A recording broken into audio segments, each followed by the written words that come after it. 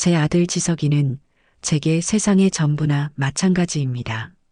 남편 일찍 여의고 33세 홀로 되어 오직 아들 하나만 바라보며 악착같이 살아왔어요.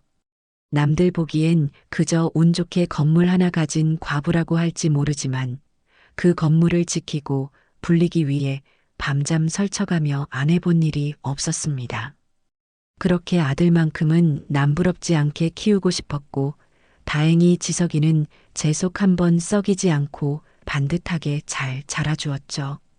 그런 아들이 어느 날 제 앞에 한 여자를 데리고 와 결혼하겠다고 했을 때 제 마음은 기쁨과 서운함이 뒤섞여 참으로 복잡했어요. 그래도 아들이 좋다면야 그게 제 행복이니까요. 어머니, 제가 말씀드렸던 전시은 씨예요.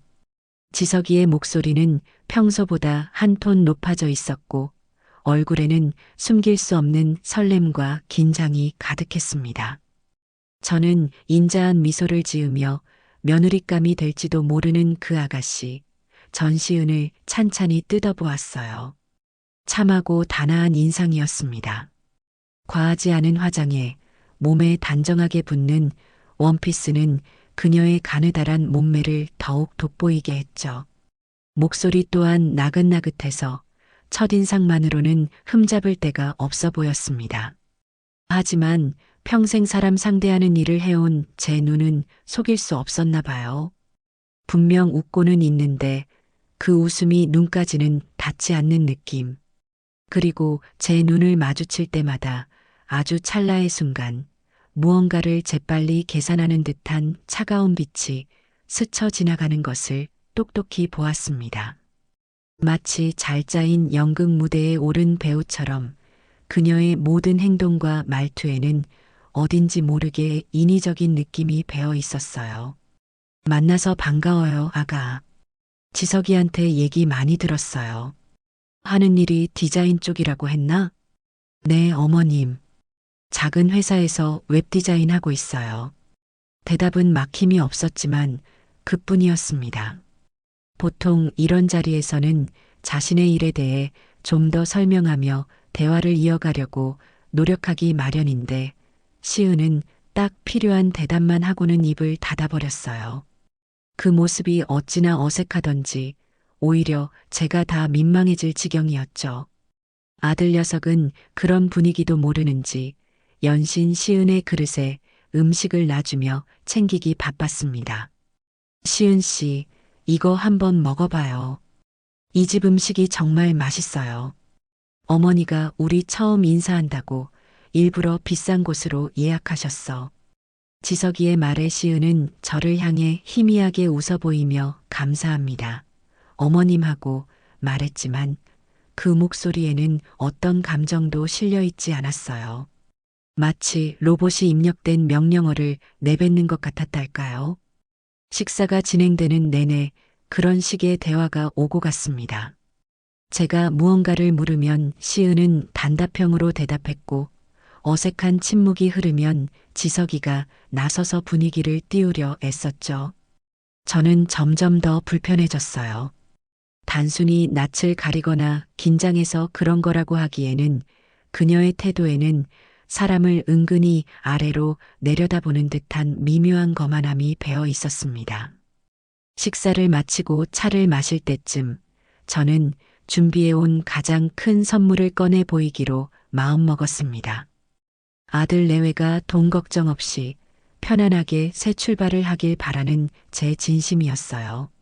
어차피 저 혼자 살기에는 너무 많은 재산이었고 유일한 혈육인 지석이가 행복하게 사는 모습을 보는 것이 제 마지막 소원이기도 했으니까요. 지석아, 그리고 시은 아가. 둘이 결혼하면 살 집은 걱정하지 말거라. 내가 동탄에 새로 지은 아파트 하나를 너희 이름으로 해주려고 한다. 제 말이 떨어지자마지 지석이는 눈이 동그래져서 저를 바라보았어요. 어머니, 정말이세요? 동탄에요? 거기 요즘 엄청 비싸잖아요. 그래. 이왕 해주는 거 좋은 데서 시작해야지.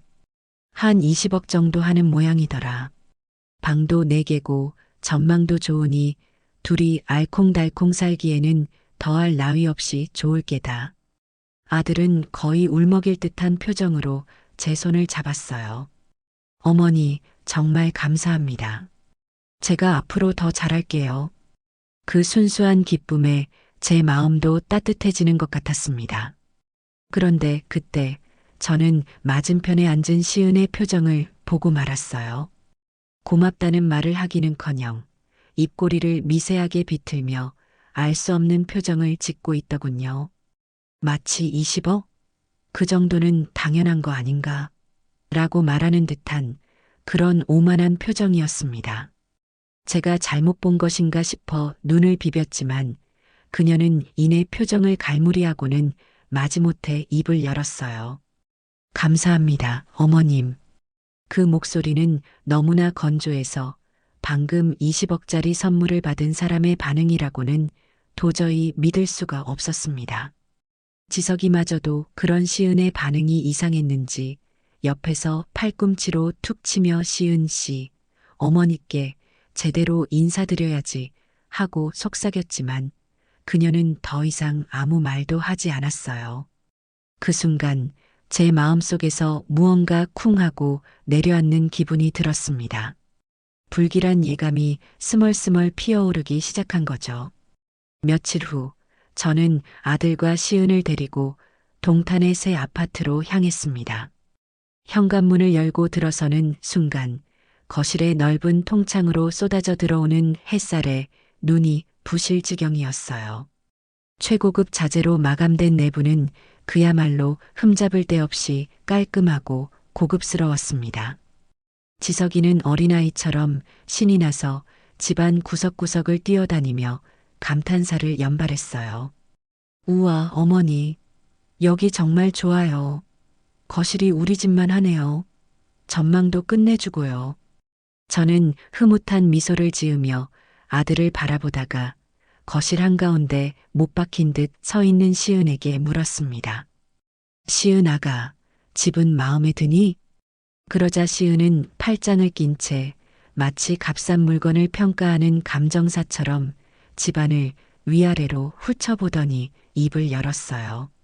그녀의 입에서 나온 첫마디는 제 귀를 의심하게 만들기에 충분했습니다. 어머님, 근데 요즘 누가 이런 촌스러운 체리색 몰딩을 써요? 너무 올드한 거 아니에요? 순간 거실의 공기가 싸늘하게 얼어붙는 것 같았어요. 지석이가 당황해서 시은의 옆구리를 쿡 찔렀지만 그녀는 아랑곳하지 않고 말을 이어갔습니다. 그리고 이 벽지 색깔은 또 뭐예요? 꼭 우리 할머니 집에 온 것 같네. 제 취향이랑은 정말 안 맞아요. 이런 건 전부 다 뜯어 고쳐야겠어요.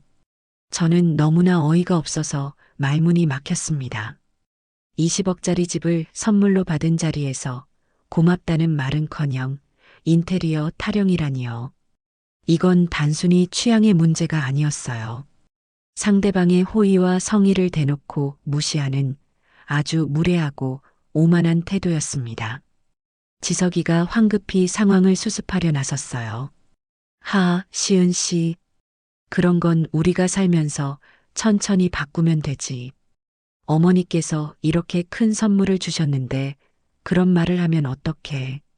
뭘 어떡해? 사실을 말하는 건데. 나는 내가 살 집에 대해서 솔직하게 내 의견을 말하는 것뿐이야. 이런 집에 그냥 몸만 들어와서 살라고 하면 나는 못 살아. 내 눈이 얼마나 높은데. 시은은 오히려 당당하게 소리쳤습니다. 내 눈이 얼마나 높은데라니. 저는 기가 막혀서 헛웃음이 나왔어요. 그녀는 거실을 지나 주방으로 걸어가며 불평을 멈추지 않았습니다. 어머, 주방 동선도 엉망이네. 냉장고는 왜 저기 가 있고 아일랜드 식탁도 없잖아요. 요리할 맛이 하나도 안 나겠어요. 이것도 싹 다 리모델링 해야겠네. 돈이 얼마가 들까? 혼잣말처럼 중얼거리는 그 목소리에는 이 모든 공사 비용을 당연히 제가 대주어야 한다는 뉘앙스가 짙게 깔려 있었습니다. 저는 더 이상 참을 수가 없었어요. 이대로 가다가는 제 아들 인생까지 저 맹랑한 여자에게 휘둘리다 끝장날 것 같다는 위기감이 들었습니다. 저는 차갑게 식은 목소리로 시은을 불렀습니다. 아가, 네 어머님, 잠깐 나 좀 보거라. 제 목소리에 담긴 냉기를 느꼈는지 시은은 마지못해 제 앞으로 다가왔습니다. 지석이는 안절부절 못하며 제 눈치만 살피고 있었죠. 저는 팔짱을 낀 채 시은의 눈을 똑바로 쳐다보며 물었습니다. 아가의 눈이 대체 얼마나 높으신지는 모르겠다만 한 가지만 물어보자꾸나. 지금 아가는 얼마나 대단한 집에 살고 있길래 이 20억짜리 집이 그렇게 눈에 차지 않는 거니? 제 단도직입적인 질문에 시은의 얼굴이 순간 굳어지는 것이 보였어요. 그녀는 당황한 듯 시선을 피하며 우물쭈물했습니다. 그 모습에 저는 더욱 확신을 가졌죠. 무언가 숨기는 것이 있다는 것을요. 저는 그녀를 더욱 강하게 몰아붙였습니다. 왜 대답을 못해? 네가 살고 있는 집이 어떤 곳인지 나도 좀 들어보자. 그래야 아가 눈높이에 맞춰서 집을 새로 구해주든 이 집을 무르고 새로 지어주든 할 게 아니겠니? 제 비꼬는 듯한 말투에 시은은 얼굴이 울그락불그락해졌지만 이내 자존심이 상했는지 퉁명스럽게 대답했습니다. 그 대답은 제 상상을 아득히 뛰어넘는 것이었어요. 보증금 200에 월세 30짜리 단칸방 살아요. 왜요? 시은은 조금도 부끄러운 기색 없이 오히려 뭐가 문제냐는 듯한 표정으로 저를 쏘아붙였습니다. 그 뻔뻔한 태도에 순간 말문이 막혔어요. 저는 제 귀를 의심하며 되물었습니다. 뭐라고? 보증금 200에 월세 30? 네. 그게 뭐 어쨌는데요? 어머님은 사람을 그런 걸로 판단하세요? 정말 실망이네요. 세상에 얘가 지금 뭐라고 하는 걸까요? 적반하장도 유분수지 상황 파악이 그렇게 안 되는 걸까요? 아니면 알면서도 일부러 저를 약 올리는 걸까요? 머릿속이 하얘지는 기분이었습니다. 제 평생 이렇게 경우 없고 몰상식한 사람은 처음 겪어봤어요. 옆에 서 있던 지석이가 사색이 되어 시은의 팔을 잡아 끌며 말렸습니다. 시은 씨, 제발 그만해. 어머니 앞에서 무슨 말버릇이야. 왜 이래? 나는 사실을 말하는 거잖아. 그리고 지석 씨도 들었지? 어머님이 나를 뭘로 판단하는지. 내가 가난한 게 죄야? 내가 그런데 산다고 해서 이런 좋은 집에서 살 자격도 없다는 거야? 시은은 지석의 손을 뿌리치며 악을 쓰듯 소리쳤어요. 그 눈에는 눈물이 그렁그렁 맺혀 있었지만 그게 슬픔이나 억울함의 눈물이 아니라 자신의 목적을 관철하기 위한 무기로 보였습니다. 저는 차갑게 식어가는 머리로 상황을 정리하기 시작했어요. 시은은 지금 자신의 처지를 무기 삼아 저를 공격하고 있는 것이었습니다. 나는 이렇게 불쌍하게 살았으니 너희가 이 정도는 해주는 게 당연하다는 논리였죠. 정말이지 기가 막히고 코가 막힐 노릇이었습니다. 저는 더 이상 언성을 높이고 싶지 않았어요. 이런 부류의 인간과는 싸워봤자 저만 손해라는 것을 오랜 세월을 통해 뼈저리게 알고 있었으니까요. 저는 깊은 한숨을 내쉰 뒤 최대한 감정을 억누르며 나지막이 말했습니다. 아가, 내가 아가가 어디에 살든 그걸로 사람을 판단할 생각은 추호도 없었다. 다만 나는 아가의 태도를 말하는 거야. 자기 분수는 생각도 안 하고 남이 베푸는 호의를 당연한 권리인 양여기는 그 오만한 태도 말이다. 오만하다니요? 저는 제 의견을 솔직하게 말한 것뿐이에요. 요즘 세상에 할 말도 못하고 살아요? 그리고 이 집, 어머님이 저희 좋으라고 해주시는 거 아니에요? 그럼 당연히 저희 마음에 쏙 들게 해주셔야죠. 안 그래요? 말 한마디 한마디가 비수처럼 날아와 가슴에 박히는 것 같았어요. 저토록 이기적이고 자기 중심적인 사고방식은 대체 어디서 나오는 걸까요? 저는 더 이상 이 대화를 이어갈 의미가 없다고 판단했습니다. 제가 무슨 말을 해도 결코 이해하지 못할 것이고 자신의 잘못을 인정하지도 않을 테니까요. 그래, 알겠다. 아가의 높은 취향과 솔직한 의견, 잘 알았어. 이 집이 그렇게 마음에 안 든다니 내가 괜한 짓을 했구나. 저는 싸늘하게 말을 맺고 현관문 쪽으로 몸을 돌렸습니다. 지석아, 가자. 더 볼 것 없다.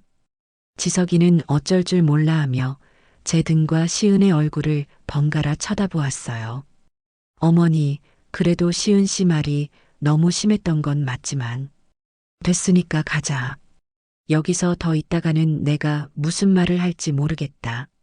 제 단호한 태도에 지석이는 더 이상 아무 말도 못하고 저를 따라 나섰습니다. 뒤에서 시은이 무어라 소리치는 것 같았지만 저는 돌아보지 않았어요. 아파트 주차장으로 내려와 차에 오르기까지 우리 세 사람 사이에는 그 어떤 대화도 오가지 않았습니다. 차 안의 무거운 침묵은 그 자체로 폭풍 전야를 예고하는 듯 했죠. 집으로 돌아오는 내내 저는 운전대를 잡은 손에 힘을 꾹 주었습니다. 분노로 부들부들 떨리는 것을 애써 참아내야 했어요. 지석이는 백미러로 제 눈치를 살피며 몇 번이나 입을 달싹였지만 끝내 아무 말도 꺼내지 못했습니다. 시은은 뭐가 그리 당당한지 팔짱을 낀 채 창밖만 쳐다보고 있었죠. 그 얄미운 옆모습을 보고 있자니 참았던 분노가 다시 치밀어 오르는 것 같았어요. 집에 도착하자마자 저는 두 사람을 거실 소파에 앉혔습니다. 그리고 맞은편에 앉아 먼저 시은에게 말했어요. 아가, 오늘 일은 그냥 넘어갈 수가 없구나. 내가 마지막으로 하나만 더 묻겠다. 아가는 이 결혼을 하고 싶은 마음이 있기는 한 거니? 네. 그게 무슨 말씀이세요? 당연히 하고 싶으니까 여기까지 왔죠. 그런데 아가의 행동은 전혀 그렇게 보이지 않는구나. 결혼은 서로 다른 환경에서 살아온 두 사람이 만나 가정을 이루는 일이야. 거기에는 존중과 배려가 기본이 되어야 하는데 아가에게는 그 어떤 것도 찾아볼 수가 없어. 오로지 자기 자신밖에 모르는 사람처럼 보일 뿐이다. 제 지적에 시은은 입술을 삐죽 내밀며 반박했어요. 어머님은 저를 처음부터 마음에 안 들어 하셨잖아요. 제가 가난해서 무시하시는 거 다 알아요. 뭐, 무시라니.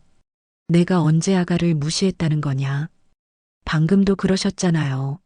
제가 사는 곳을 듣고는 그렇게 비꼬셨으면서 지석 씨한테는 20억짜리 집도 턱턱 사주시는 분이 제 인테리어 비용 몇 푼 보태주는 게 그렇게 아까우셨어요?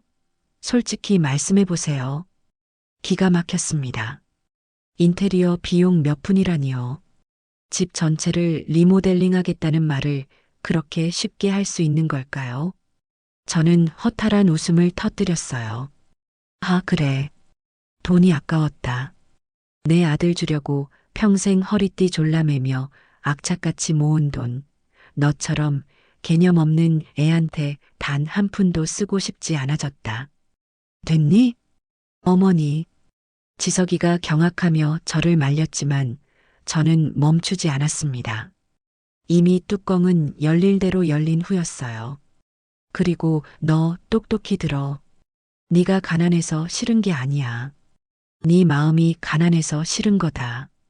감사할 줄도 모르고 자기 분수도 모르고 오로지 남의 것을 탐하기만 하는 그 천박한 마음이 나는 싫다. 제 말이 끝나자 시은은 얼굴이 새하얗게 질린 채 저를 노려보았습니다. 그리고는 갑자기 자리에서 벌떡 일어나 제 아들의 팔에 매달렸어요. 지석 씨, 들었지? 어머님이 나보고 천박하대. 어떻게 나한테 이런 심한 말을 하실 수가 있어. 지석 씨가 나 좀 어떻게 해줘. 나 너무 서러워서 못 살겠어. 시은은 서럽게 울부짖으며 지석의 품에 안겼습니다. 제 아들은 그런 시은의 등을 토닥이며 어쩔 줄 몰라 했어요. 그 모습을 보고 있자니 제 가슴이 무너져 내리는 것 같았습니다. 저 여우 같은 계집애에게 놀아나고 있는 제 아들이 너무나 안쓰럽고 답답했어요. 저는 지석이를 향해 차갑게 말했습니다. 고지석, 너는 저 여자가 아직도 정상으로 보이니? 네 눈에는 저 눈물이 진짜 같아 보여. 어머니, 제발 그만하세요. 시은 씨가 뭘 그렇게 잘못했다고 이렇게까지 몰아붙이세요. 시은 씨는 그냥 솔직하게 자기 생각을 말한 것 뿐이에요. 표현 방식이 조금 서툴렀던 것 뿐이라고요. 아들의 대답은 제 가슴에 박힌 마지막 비수였습니다. 표현 방식이 서툴렀던 것 뿐이라고요? 저건 서툰 게 아니라 그냥 인성이 덜 된 것이었습니다. 사랑에 눈이 멀어 사리분별조차 못하는 아들을 보니 더 이상 희망이 없다는 생각이 들었어요. 이 결혼은 처음부터 잘못된 것이었습니다. 그래, 네 눈에는 그렇게 보이겠지. 좋다. 그럼 선택해라. 저 여자랑 결혼해서 평생 저렇게 질질 끌려다니며 살 건지 아니면 지금이라도 정신 차리고 이 모든 걸 없던 일로 할 건지. 네가 선택해. 저는 최후 통첩을 날렸습니다. 제 인생을 걸고 지켜온 아들이었기에 그 아들의 인생을 망가뜨릴 수 있는 선택을 하도록 내버려 둘 수는 없었어요. 지석이는 제 말에 충격을 받은 듯 아무 말도 하지 못하고 시은과 저를 번갈아 쳐다보기만 했습니다. 시은은 그런 지석의 옷자락을 붙잡고 더 애처롭게 울기 시작했죠. 그 가증스러운 연극을 더는 보고 싶지 않았습니다. 오늘 밤까지 생각해보고 대답해라. 만약 네가 저 여자를 선택한다면 앞으로 나를 어머니라 부를 생각도 말고 내 재산에 대해서도 단 한 푼 기대하지 마. 동탄 아파트는 물론이고 지금 네가 타고 다니는 차, 네가 쓰는 카드까지 전부 다 끊어버릴 테니 둘이서 아주 잘 먹고 잘 살아보거라. 저는 그 말을 끝으로 자리에서 일어나 제 방으로 들어가 버렸습니다. 문을 닫고 침대에 걸터 앉자 그제야 다리에 힘이 풀리는 것이 느껴졌어요. 온몸이 사시나무처럼 떨려왔습니다. 제가 너무 심했던 걸까요? 하지만 아무리 생각해도 제 결정이 틀렸다는 생각은 들지 않았습니다. 저건 제 아들을 위한 일이었습니다. 지금 당장은 아들이 저를 원망하고 미워하겠지만 언젠가는 제 진심을 알아줄 날이 올 거라고 저는 굳게 믿었습니다. 그날 밤 지석이는 시은을 데리고 집을 나갔고 그 후로 며칠 동안 아무런 연락이 없었습니다. 아들과 연락이 끊긴 며칠은 그야말로 지옥과도 같은 시간이었습니다. 밥을 먹어도 모래를 씹는 것 같았고 잠을 자려고 누워도 온갖 상념에 밤을 꼬박 세우기 일쑤였죠. 혹시나 아들이 잘못된 선택이라도 하면 어쩌나 정말 저와 연을 끊고 그 여자와 살아버리면 어쩌나 하는 불안감에 심장이 타들어가는 것 같았어요. 하지만 그렇다고 해서 제가 먼저 연락을 할 수는 없는 노릇이었습니다. 이번만큼은 제가 물러서면 안 된다는 것을 본능적으로 알고 있었으니까요. 이건 저와 아들의 기싸움이기도 했지만 동시에 제 아들의 인생이 걸린 중요한 문제였습니다. 그렇게 피 말리는 시간이 흐르고 일주일쯤 지났을까요? 초인종 소리에 현관문을 열어보니 지석이가 헬쑥해진 얼굴로 문 앞에 서 있었습니다. 저는 반가운 마음의 아들 하고 불렀지만 지석이는 제 얼굴을 피하며 굳은 표정으로 집 안으로 들어섰어요. 그리고는 거실 소파에 털썩 주저앉아 저를 원망 가득한 눈으로 쳐다보며 말했습니다. 어머니, 정말 이렇게까지 하셔야겠어요? 뭐가 말이냐? 시은 씨랑 헤어지라고 하시는 거요. 어떻게 어머니가 제 인생에 그렇게 사사건건 간섭하실 수가 있어요? 저도 이제 다 큰 성인이에요. 아들의 목소리에는 날이 서 있었습니다. 저는 아들 앞에 마주 앉아 차분하게 말했어요. 지석아, 나는 네 인생에 간섭하려는 게 아니야. 다만 네가 잘못된 길로 가는 걸 막으려는 것뿐이다. 너는 아직 어려서 사람이 안 보일지 모르지만 내 눈에는 똑똑히 보여. 전시은이라는 그 아가씨 절대 평범한 사람이 아니야. 어머니가 시은 씨에 대해서 뭘 아신다고 그렇게 함부로 말씀하세요. 시은 씨, 지금까지 정말 힘들게 살아온 사람이에요. 그래서 상처가 많아서 그래요.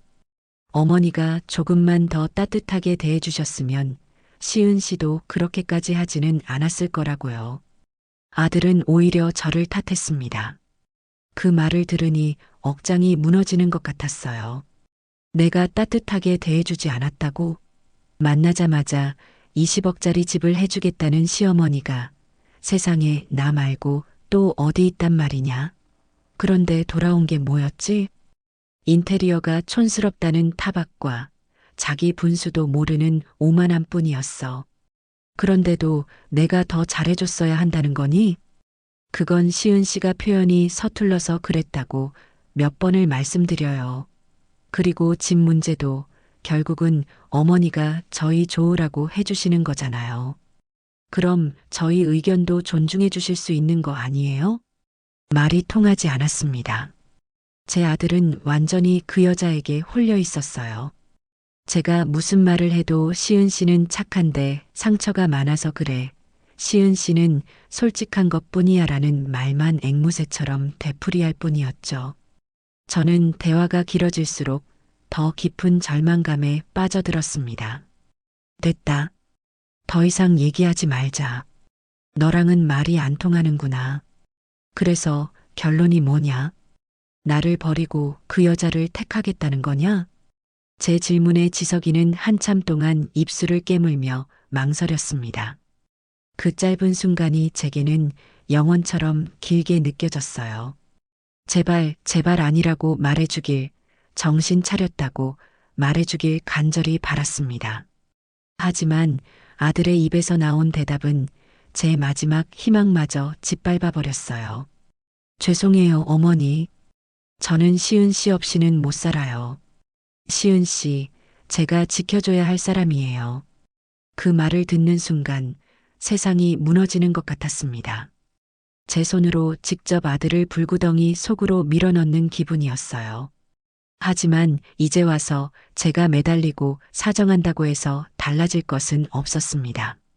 오히려 저를 더 우습게 볼 뿐이겠죠. 저는 떨리는 목소리를 애써 가다듬고 마지막 결정을 내렸습니다. 그래, 알겠다. 그게 네 선택이라면 존중해 주마. 대신 내가 했던 말도 잊지 않았겠지. 어머니, 꼭 그렇게까지 하셔야겠어요? 집은 안 해주셔도 괜찮아요. 저희끼리 알아서 시작할게요. 그러니까 결혼만이라도 허락해 주세요. 네. 지석이가 애원했지만 제 마음은 이미 돌아선 후였습니다. 아니, 허락 못한다. 너는 내 아들이지만 전시은은 내 며느리로 절대 인정 못해. 그리고 집뿐만이 아니야. 지금부터 내 모든 지원은 끝이다. 당장 이 집에서 나가거라. 그리고 네 이름으로 된 카드, 차, 전부 다 내놓고 나가. 제 단호한 말에 지석이의 얼굴이 하얗게 질렸습니다. 어머니, 제발이요. 제가 잘못했어요. 이렇게까지는 하지 마세요. 잘못한 걸 알면 지금이라도 그 여자랑 헤어지고 와. 그럼 모든 걸 용서해 주마. 하지만 그게 아니라면 더 이상 할 말 없다. 나가. 저는 손가락으로 현관문을 가리켰습니다. 지석이는 망연자실한 표정으로 한참을 앉아 있다가 결국 자리에서 일어났어요. 그리고는 제게 깊이 고개를 숙여 인사했습니다. 그동안 키워주셔서 감사합니다, 어머니. 죄송해요. 그 말을 끝으로 아들은 뒤도 돌아보지 않고 집을 나가버렸습니다. 텅 빈 거실에 홀로 남겨진 저는 그 자리에 주저앉아 소리 없이 눈물을 흘렸어요. 제 인생이, 제 모든 것이 부정당하는 기분이었습니다. 그날 이후 저는 정말로 아들에 대한 모든 지원을 끊어버렸습니다. 변호사를 통해 아들 명의로 되어 있던 재산들을 모두 제 이름으로 다시 돌려놓았고 카드사에 전화해 가족 카드를 정지시켰어요. 그리고 지석이가 타고 다니던 차도 사람을 보내 회수해 왔습니다. 마음이 찢어질 듯 아팠지만 어쩔 수 없었어요. 이렇게까지 하지 않으면 제 아들은 영원히 정신을 차리지 못할 것 같았습니다. 그리고 며칠 뒤 저는 전시은에게 전화를 걸었습니다. 이제 이 지긋지긋한 관계를 제 손으로 직접 끝내야 할 시간이었습니다. 신호음이 몇 번 울리고 시은의 명랑한 목소리가 들려왔어요. 여보세요? 나다. 제 목소리를 들은 시은의 목소리가 순간 굳어지는 것이 느껴졌습니다. 어머님이세요? 무슨 일로 전화를 다 하셨어요? 너랑 지석이 결혼 없던 걸로 해라. 저는 단도직입적으로 본론을 꺼냈습니다. 전화기 너머로 시은이 숨을 멈추는 소리가 들리는 듯 했어요. 잠시 침묵이 흐른 뒤 그녀가 비웃음 섞인 목소리로 말했습니다. 네, 뭐라고요? 어머님, 지금 장난하세요? 저희 이미 상견례 날짜까지 다 잡았는데 이제 와서 없던 일로 하자니요. 장난 아니다. 나는 너 같은 애를 내 며느리로 들릴 생각 눈꼽만큼도 없다. 그러니까 깨끗하게 정리해. 지석이 인생 망치지 말고. 하? 어머님이 뭔데 지석 씨 인생을 망치고 말고를 결정하세요? 지석 씨는 저 없으면 못 살아요.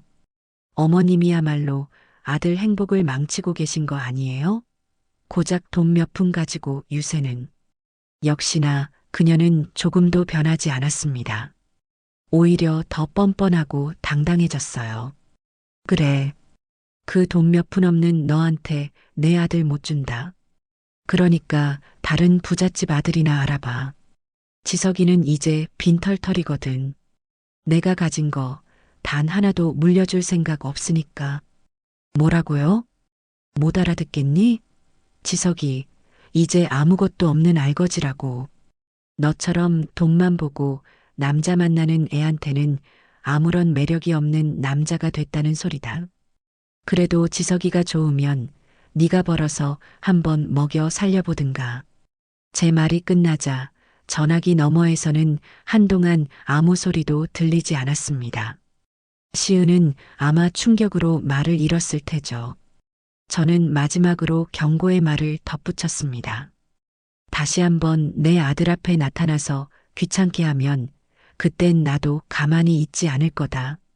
내가 어떤 사람인지 똑똑히 보여주게 될 거야. 알아들었으면 끊는다. 저는 시은의 대답을 듣지도 않고 전화를 끊어버렸습니다. 그리고 곧바로 시은의 부모님께도 전화를 걸어 이 결혼은 없던 일이 되었으니 그렇게 아시라고 정중하지만 단호하게 통보했어요. 모든 것을 끝내고 나니 허탈한 마음과 함께 묘한 해방감이 밀려왔습니다. 이제 주사위는 던져졌고 저는 제가 할 수 있는 모든 것을 다 했습니다. 남은 것은 제 아들이 스스로 깨닫고 돌아오기를 기다리는 것뿐이었습니다. 제가 결혼을 엎어버렸다는 소식은 순식간에 퍼져나갔습니다. 하지만 저는 조금도 흔들리지 않았어요. 오히려 제 마음은 그 어느 때보다 평온했습니다. 아들을 지키기 위해 내가 할 수 있는 최선을 다했다는 생각 때문이었죠. 하지만 제 평안은 그리 오래가지 못했습니다. 며칠 뒤부터 저는 제 인생에서 가장 황당하고 기막힌 일을 겪게 되었으니까요. 시작은 전시은의 SNS였습니다. 저는 평소에 그런 것을 잘하지 않아 몰랐는데 제 친구가 전화를 걸어 흥분한 목소리로 알려주더군요. 민자야, 너 혹시 전시은이라는 애 SNS 봤니? 아주 가관도 아니더라. 친구의 말에 저는 지석이의 컴퓨터를 켜고 친구가 알려준 주소로 들어가 보았습니다. 그리고 그곳에서 벌어지고 있는 광경에 저는 할 말을 잃고 말았어요. 시은의 SNS는 그야말로 한편의 막장 드라마를 방불케 했습니다. 그녀는 자신의 얼굴 사진과 함께 저를 겨냥한 것이 분명한 글들을 매일같이 쏟아내고 있었어요. 세상에서 가장 사랑하는 사람과 결혼을 약속했지만 거대한 벽에 부딪혔어요. 돈이 없다는 이유만으로 한 사람의 인격까지 모독당해야 하는 이 세상이 너무나 원망스럽습니다. 슬픔, 파혼, 악독한 시어머니, 매일 밤 눈물로 베개를 적십니다. 그 사람은 지금쯤 뭘 하고 있을까요? 저처럼 아파하고 있을까요? 보고 싶어요. 그리움, 눈물, 어머니가 뭔데?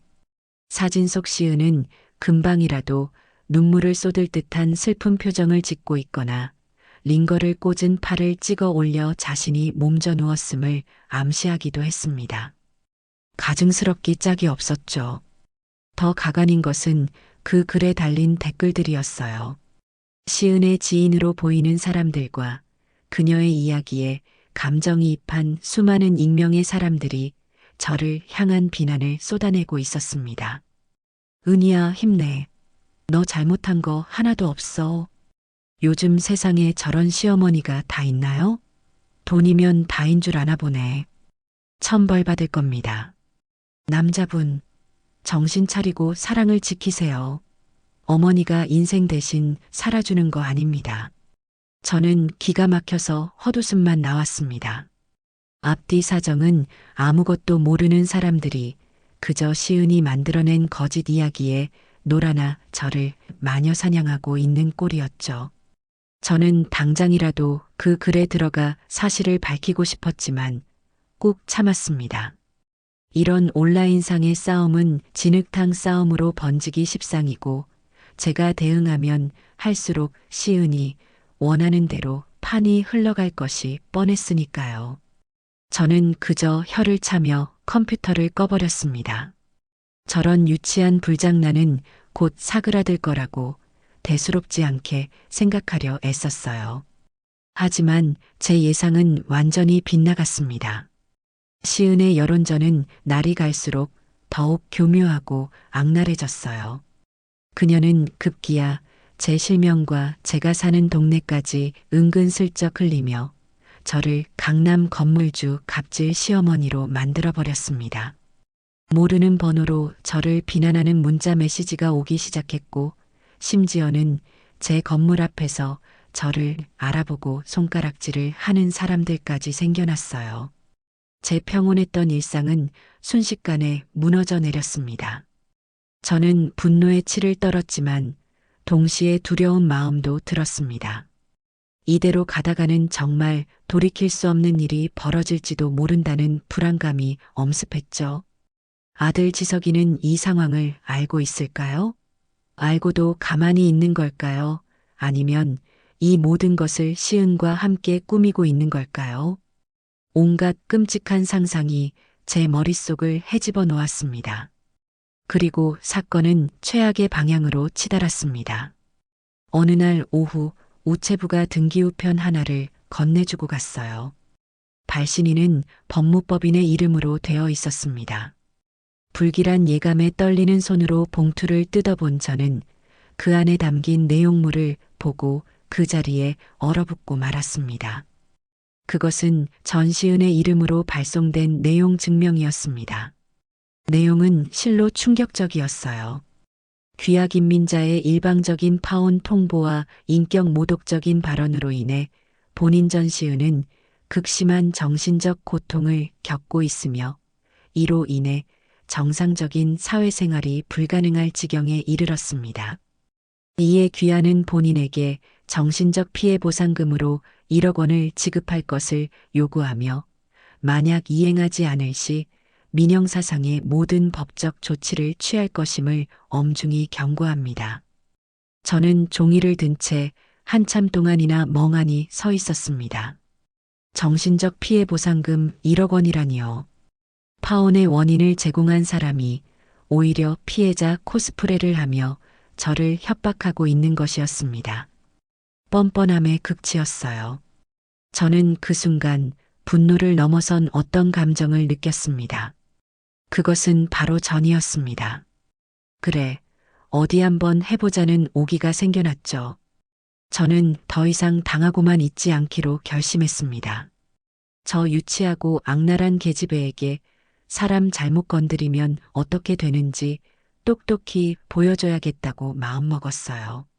저를 갑질하는 악독한 시어머니로 만들었다면 저는 기꺼이 그 악역을 맡아주기로 했습니다. 다만 그 대상은 시은이 만들어낸 가상의 인물이 아니라 바로 전시은 그녀 자신이 될 것이었습니다. 저는 그날 밤 잠을 자는 대신 밤새도록 인터넷을 뒤졌습니다. 그리고 전시은이라는 이름과 그녀가 다녔던 학교, 살았던 동네 등 제가 아는 모든 정보를 조합해 그녀의 과거를 추적하기 시작했어요. SNS에 올라온 그녀의 친구들을 하나하나 쳐들어가며 혹시라도 유용한 정보를 얻을 수 있을까 싶어 눈에 불을 켰습니다. 처음에는 막막하기만 했지만 포기하지 않고 몇 시간을 매달린 끝에 저는 아주 흥미로운 사실 하나를 발견하게 되었습니다. 시은의 옛날 SNS 계정으로 보이는 곳에서 그녀가 과거에 다른 남자와 찍은 사진 몇 장을 찾아낸 것이었죠. 사진 속 남자는 누가 봐도 부유해 보이는 차림이었고 두 사람은 아주 다정한 연인의 모습이었습니다. 하지만 그 남자는 지금 제 아들 지석이가 아니었어요. 저는 그 사진들을 모두 저장해 두었습니다. 아직 이게 무엇을 의미하는지는 알 수 없었지만 분명 무언가 있을 거라는 강한 직감이 들었죠. 흥신소에 의뢰한 지 사흘째 되던 날, 저는 한 통의 보고서를 받았습니다. 두툼한 서류 봉투 안에는 전시은이라는 여자의 지난 5년간의 행적이 빼곡하게 정리되어 있었어요. 보고서를 읽어 내려가는 내내 저는 몇 번이나 마른 침을 삼켜야 했습니다. 제 예상이, 아니, 제 예상을 아득히 뛰어넘는 끔찍한 진실들이 그 안에 담겨 있었기 때문이죠. 보고서에 따르면 전시은은 웹디자이너라는 말과는 달리 지난 몇 년간 제대로 된 직장을 다닌 적이 거의 없었습니다. 몇 달 다니다 그만두기를 반복했고 그마저도 대부분은 동료들과의 불화나 잦은 지각, 무단결근이 사유였어요. 그럼에도 불구하고 그녀의 씀씀이는 상상을 초월했습니다. 매달 수백만 원어치의 명품을 사들이고 고급 레스토랑과 호텔을 제 집처럼 드나들었죠. 당연히 그녀의 통장 잔고는 언제나 바닥이었고 카드사와 대부업체에 빌린 빚만 해도 억대에 가까웠습니다. 그 빚을 돌려막기 위해 또 다른 빚을 내는 그야말로 최악의 상황이었어요. 더욱 충격적인 것은 그녀의 남자 관계였습니다. 보고서에는 지난 5년간 그녀가 깊게 만났던 것으로 추정되는 남자 3명의 신상이 정리되어 있었어요. 첫 번째 남자는 강남에서 병원을 운영하는 의사의 아들이었고 두 번째 남자는 중소기업을 운영하는 재력가의 2세였으며 세 번째 남자는 최근에 주식으로 큰 돈을 번 신흥부자였습니다. 공통점은 모두 아주 돈이 많다는 것이었죠. 그리고 그 관계들의 끝은 한결같았습니다. 남자 쪽 집안의 극심한 반대에 부딪혀 파혼하거나 시은이 남자에게 거액의 돈을 빌린 뒤 잠적하는 시기였습니다.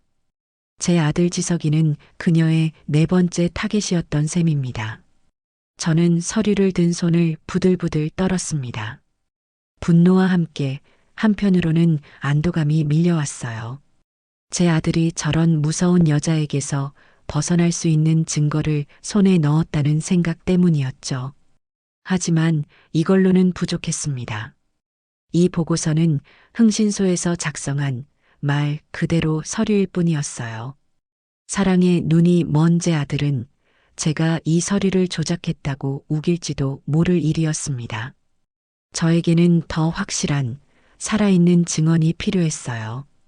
저는 보고서에 첨부된 전시은의 주변 인물 리스트를 다시 한번 꼼꼼히 살펴보았습니다. 그리고 그중 한 명의 이름에 시선이 멈췄어요. 박수진. 직업은 평범한 회사원이었고 시은과는 대학교 동기이자 한때 자취방에서 함께 살았던 룸메이트라고 되어 있었습니다.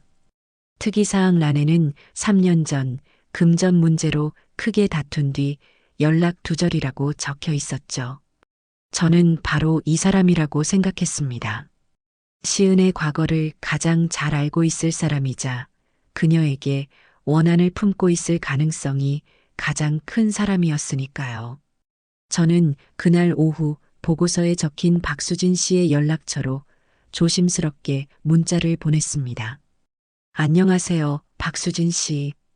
저는 전시은 씨와 관련된 일로 꼭 드릴 말씀이 있어 연락드렸습니다. 잠시 통화 가능하실까요?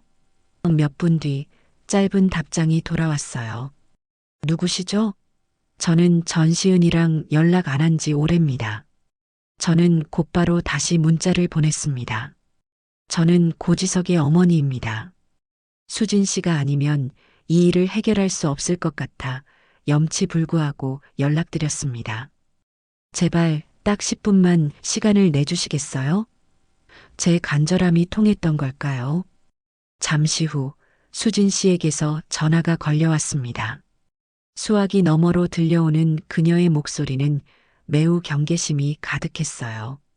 저는 최대한 정중하고 차분하게 제 소개를 하고 지금 제가 처한 상황을 설명했습니다. 시은이 제 아들에게 의도적으로 접근한 것 같다는 이야기, 파혼을 통보하자 SNS로 저를 공격하고 심지어 내용 증명까지 보내왔다는 이야기를요. 제 이야기가 길어질수록 수화기 너머의 침묵도 길어졌습니다. 한참을 듣고만 있던 수진 씨가 마침내 깊은 한숨과 함께 입을 열었어요. 그럴 줄 알았어요. 그 기집애 아직도 저러고 다니는구나. 그녀의 목소리에는 깊은 분노와 체념이 섞여 있었습니다. 수진 씨, 혹시 전시은에 대해 아시는 것이 있다면 제게 말씀해 주실 수 있나요? 제가 뭘 안다고 해도 그걸 아주머니께 말씀드려야 할 의무는 없잖아요. 저도 괜히 남의 일에 휘말리고 싶지 않아요. 물론입니다. 하지만 수진 씨, 이대로 두면 또 다른 피해자가 나올 겁니다. 제 아들처럼요. 그리고 시은이는 지금 법을 무기 삼아 저를 협박하고 있어요. 이대로 가면 저 역시 무고한 피해자가 될 수밖에 없습니다. 제발 도와주세요. 제가 사례는 얼마든지 하겠습니다. 제 간절한 호소에 수진 씨는 한참 동안 말이 없었습니다. 저는 애타는 마음으로 그녀의 대답을 기다렸어요. 마침내 그녀가 결심한 듯한 목소리로 말했습니다. 사례는 필요 없어요. 대신 아주머니가 전시은 걔를 확실하게 끝내주신다고 약속해 주세요. 다시는 누구한테도 사기치고 다니지 못하도록 아주 뿌리를 뽑아주신다고요. 네, 약속합니다. 제가 제 모든 것을 걸고 그렇게 만들겠습니다. 그날 저녁 저는 수진 씨를 만나기 위해 약속 장소인 한적한 카페로 향했습니다.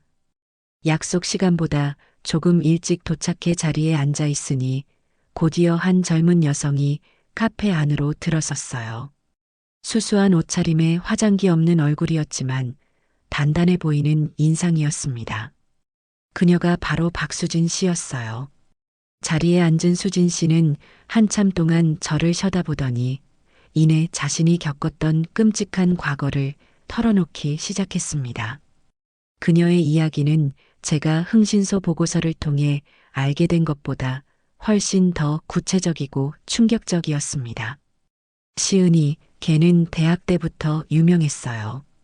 뭘로 유명했냐고요? 남자 꼬시는 기술로요. 걔는 자기가 원하는 걸 갖기 위해서라면 무슨 짓이든 하는 애였어요. 동기들 사이에서는 여우 혹은 꽃뱀으로 불렸죠. 수진 씨의 말에 따르면 시은은 대학 시절부터 부잣집 아들들만 골라 사귀었다고 합니다. 그녀는 자신의 불우한 가정 환경을 무기 삼아 남자들의 동정심을 유발했고 그들에게서 명품 가방이나 비싼 옷을 선물 받는 것을 당연하게 여겼다고 해요. 그러다 졸업할 때쯤 본격적으로 결혼을 미끼로 한 사기 행각을 벌이기 시작했다는 것이었습니다. 저랑 같이 살 때였어요. 하루는 시은이가 펑펑 울면서 들어왔더라고요. 왜 우냐고 물으니까 집에 빚이 있는데 갚지 못하면 길거리에 나앉게 생겼다고 죽고 싶다고 난리를 치는 거예요.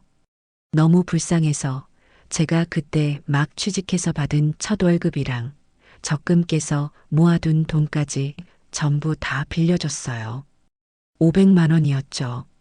꼭 갚겠다고 은혜는 평생 잊지 않겠다고 하길래 정말 철석같이 믿었어요.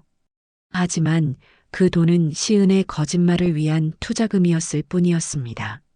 시은은 그 돈으로 머리부터 발끝까지 명품으로 치장하고 강남의 고급 클럽을 드나들며 새로운 타겟을 물색했다고 해요. 그리고 얼마 뒤 의사 아들이었던 첫 번째 남자에게 접근해 결혼 약속까지 받아내는데 성공했던 것이었습니다. 그때 정말 소름이 돋았어요. 저한테는 집에 돈이 없어서 죽겠다고 울던 애가 남자친구한테는 우리 아버지가 작은 사업을 하시는데 요즘 경기가 어려워서 힘들어 하신다고 거짓말을 하고 있더라고요. 자기가 받은 명품 선물들을 보여주면서 나는 이런 거 받을 자격 없는데 오빠가 자꾸 사줘서 부담스럽다며 착한 척 연기를 하는데 정말 토가 나올 것 같았어요. 결국 그 결혼은 남자 쪽 집안의 반대로 무산되었지만 시은은 그 과정에서 남자에게 위자료 명목으로 수천만 원을 뜯어냈다고 합니다. 그리고 그런 방식으로 두 번째, 세 번째 남자에게 똑같은 짓을 반복해왔다는 것이었어요. 수진 씨가 시은과 연을 끊게 된 것도 빌려준 500만 원을 갚으라고 독촉했다가 오히려 너같이 가난한 애 돈 몇 푼 떼어 먹어서 내가 뭐가 되겠냐는 모욕적인 말을 들었기 때문이었습니다. 그 기집애는요, 사람의 선이나 동정심을 이용하는데 아주 특화된 애예요. 자기가 세상에서 제일 불쌍한 사람인 척 연기해서 상대방이 죄책감을 느끼게 만들죠. 그리고 그걸 이용해서 자기가 원하는 걸 다 얻어내요. 아마 지석 씨한테도 그랬을 거예요. 자기는 상처가 많아서 그렇다, 힘들게 살아서 그렇다, 이런 식으로 가스라이팅 하면서요. 수진 씨의 말을 듣는 내내 저는 온몸에 소름이 돋는 것을 느꼈습니다. 제 아들이 저에게 했던 말과 너무나 똑같았기 때문입니다. 시은 씨는 상처가 많아서 그래요. 어머니가 좀 더 이해해 주세요.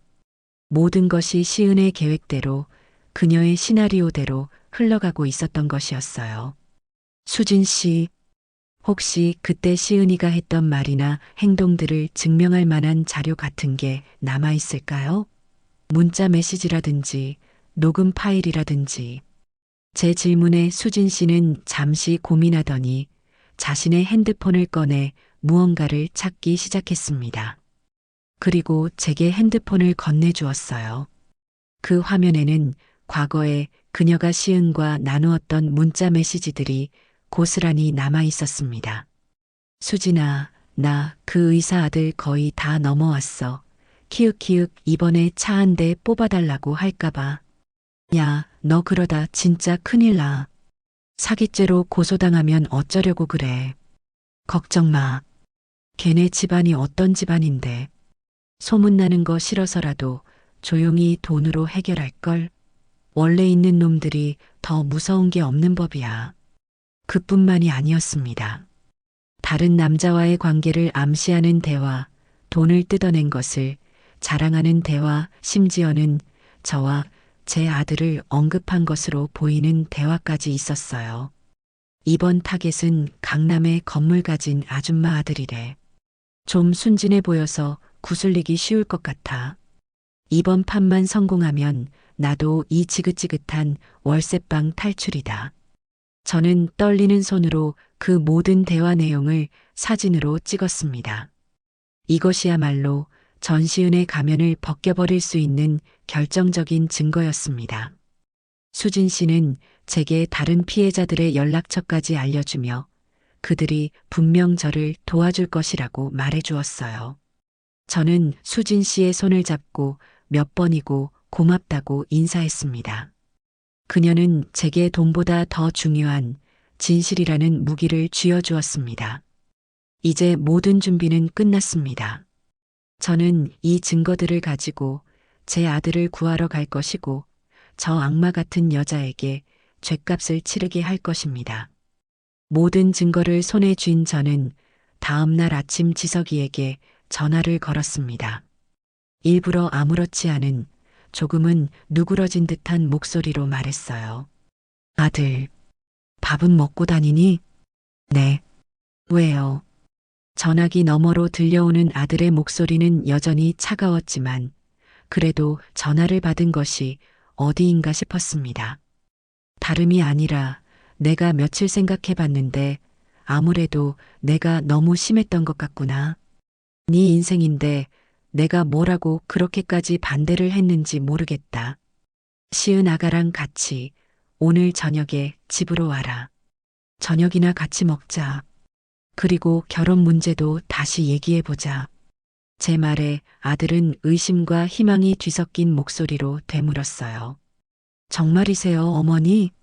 정말 허락해 주시는 거예요? 그래. 대신 조건이 있다. 와서 얘기하자. 일단 저녁 7시까지 시은 아가랑 같이 집으로 오너라. 맛있는 거 해놓고 기다리고 있을게. 저는 시은을 꼭 같이 데려오라고 신신당부한 뒤 전화를 끊었습니다. 지석이가 제 제안을 거절하지 않을 것이라는 확신이 있었어요. 그리고 그 미끼를 전시은 역시 절대로 물지 않을 리가 없었죠. 조건이라는 말에 분명 자신이 요구했던 인테리어 비용이나 혹은 그 이상의 것을 얻어낼 수 있을 거라는 기대를 품을 테니까요. 약속 시간이 가까워올수록 제 심장은 쿵쾅거리기 시작했습니다. 이것은 제 아들의 인생을 건 마지막 모험이었습니다. 만약 이 모든 증거 앞에서도 제 아들이 현실을 부정한다면 그때는 정말로 아들을 포기해야 할지도 모른다는 생각에 눈앞이 캄캄해졌어요. 하지만 저는 마음을 굳게 먹었습니다. 독한 약이 몸에 좋다는 말처럼 때로는 고통스러운 진실을 마주해야만 앞으로 나아갈 수 있는 법이니까요. 저녁 7시 정각 초인종이 울렸습니다. 저는 최대한 평온한 표정을 지으며 현관문을 열었어요. 문 앞에는 어색한 표정의 지석이와 그 뒤에서 의기양양한 미소를 숨기지 못하는 시은이 서 있었습니다. 시은은 저를 보자마자 언제 그랬냐는 듯 살갑게 인사했어요. 어머님, 저 왔어요.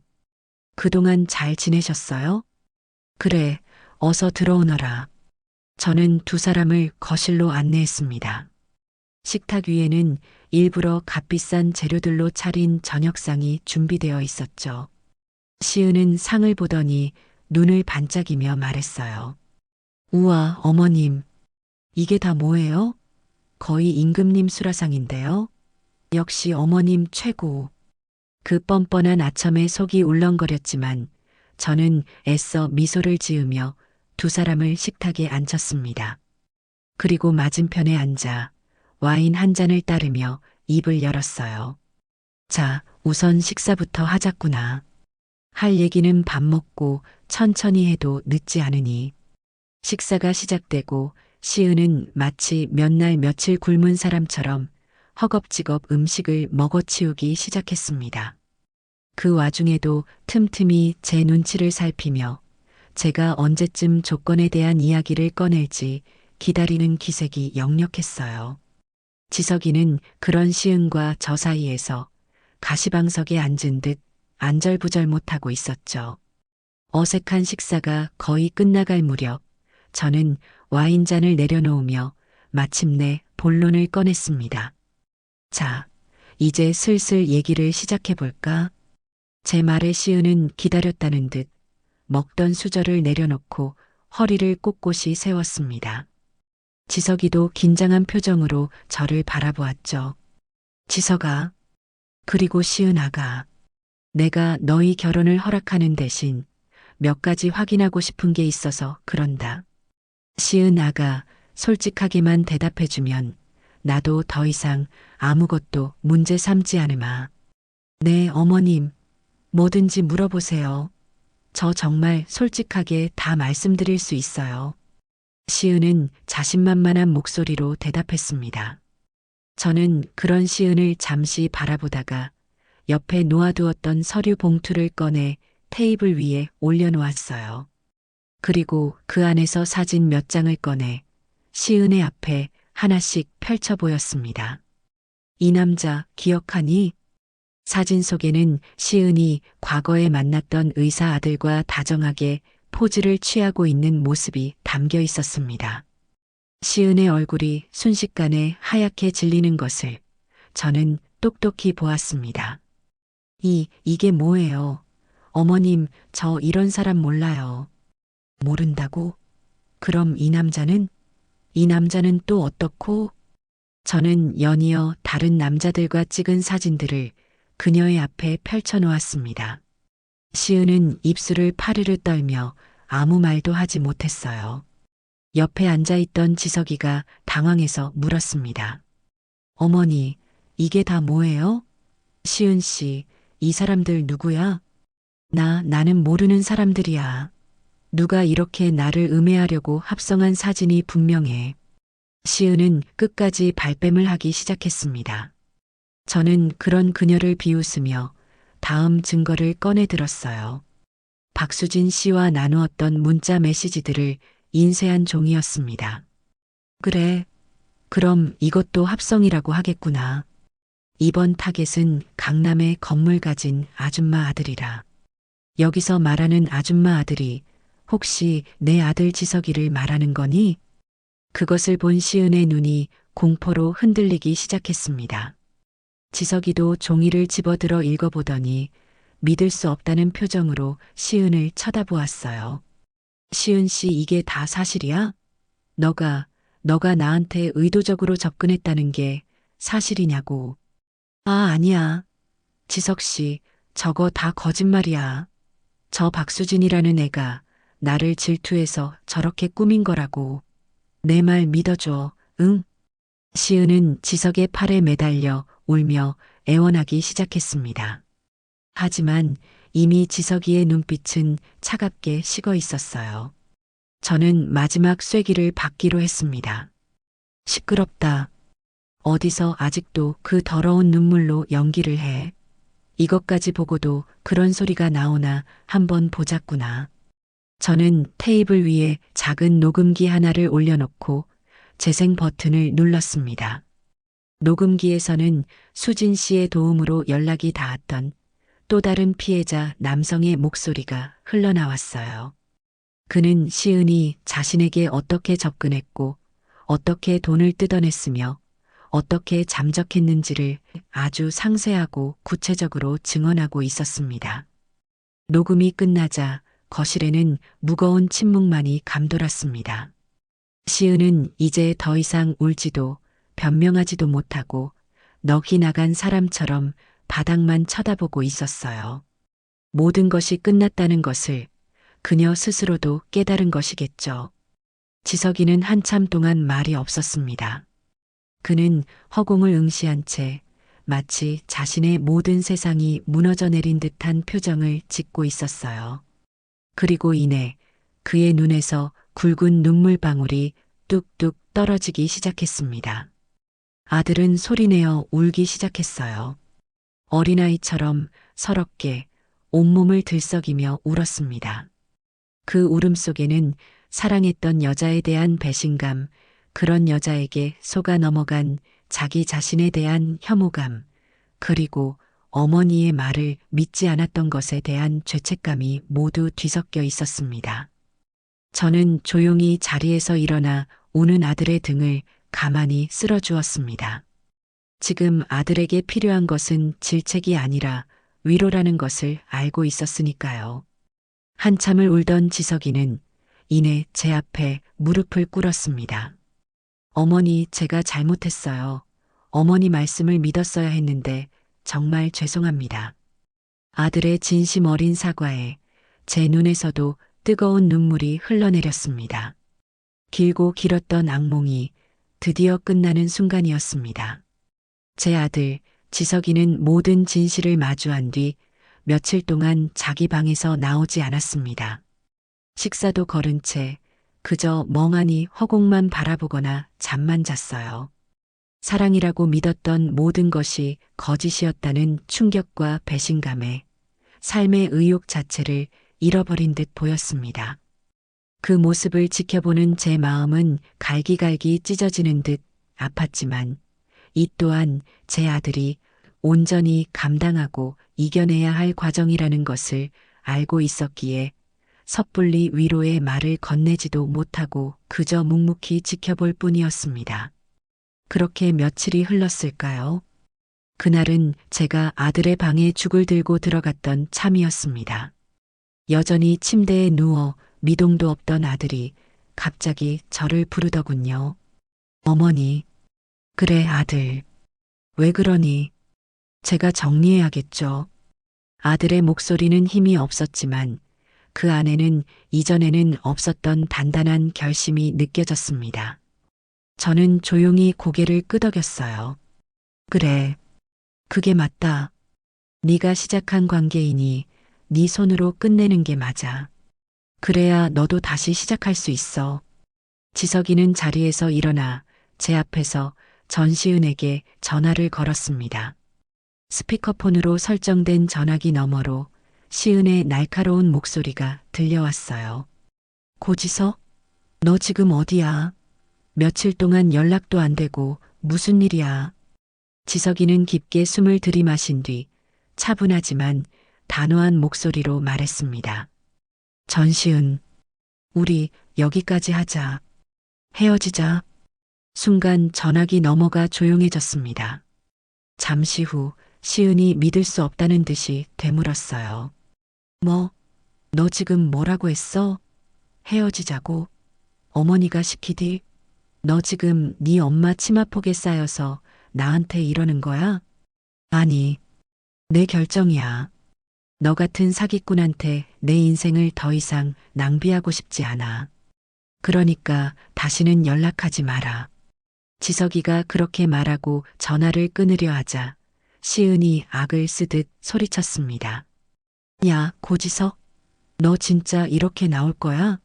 좋아, 후회하게 해줄게. 너랑 네 엄마 내가 절대로 가만 안 둬.